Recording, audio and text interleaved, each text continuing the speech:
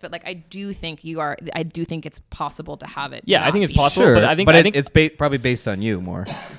No, I really don't think with this one example. No, not this specific example, but I mean like, if you had a bunch of guy and girlfriends together, the reason that the guy's not at least trying to have sex with the girl is probably because she made it very obvious that she doesn't. And he thinks, if he tries long enough, like, it's going to be one drunken night. Yeah, like maybe there's always going to be that guys actually tension. have that in the back of their head? Like one day, 100%. 6 years from now, this girl I've been friends with forever. He doesn't know when it's going to happen. Do you guys do that? Like, do you have people that you categorize? No, like I know guys who do that. What? I don't know if I've ever had like not ever done that.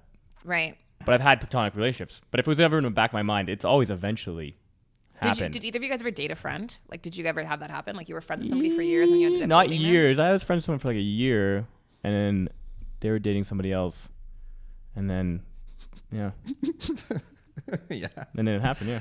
Okay. Yeah, I didn't think about it. Like the whole year I wasn't thinking about the relationship right, at all. Okay. It wasn't like a plan. No. I had no. I didn't really have any. And it's not necessarily dating. Like you could be friends with somebody and not be like, oh, I want to like date this person. Like you wouldn't do that for all your girlfriends. But for sure, in like the back of your mind, more for guys than it is for women. It's probably if they're attractive, like you'd be especially like, if they're why especially not? if you find them attractive. You'd be like, why not? Yeah. Men don't have the same kind of like oh, do you ruin the friendship thing? Yeah. Yeah. No. See, I'm so aware of that. Like and it would, but men are just it would ruin them. It would, but men are probably just like nah. But they're impulsive. Right? Like I probably could. They turn into it's like what's that joke? They turn into the Hulk when they get horny, right? Yeah. And then they come down. Do you They're think like, that's true? What? Do you think that like you're like? Do you feel like you don't have control over yourself sometimes? I think it's. No, we're talking about this last. I have a very low sex drive, so I don't know. No, but I think when you're going, I don't think about much. Like I'll make bad decisions if I have a boner, for sure. I think this is important in this, and I don't want to I know we probably are going over time, but one thing I want to say at the end of this conversation is I listen to a lot of podcasts, and I was listening to this one, and it was a woman who was transitioning to a male, so female to male, right? And she was like a fucking pitchfork carrying feminist because she had been, like she'd be like an exclusionary feminist, like she would be like women should rule the world and we don't need them, like fucking which I've never aligned with, but and then she goes through this transition, so she's on hormones, male sex hormones, right?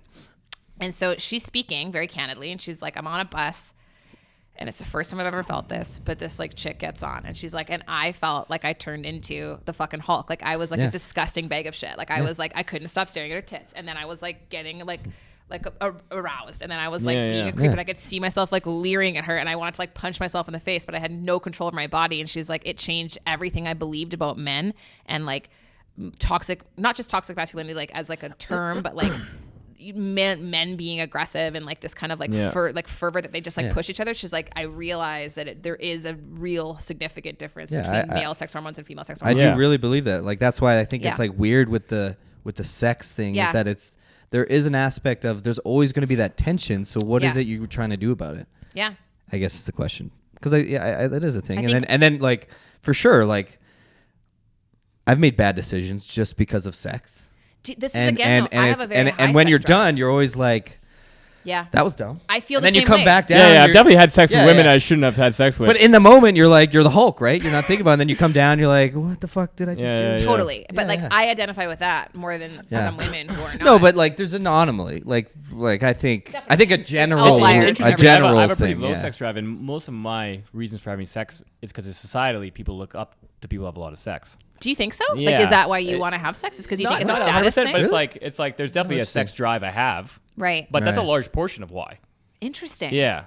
Oh, interesting. It's definitely, I don't know if a majority, but it's a definitely.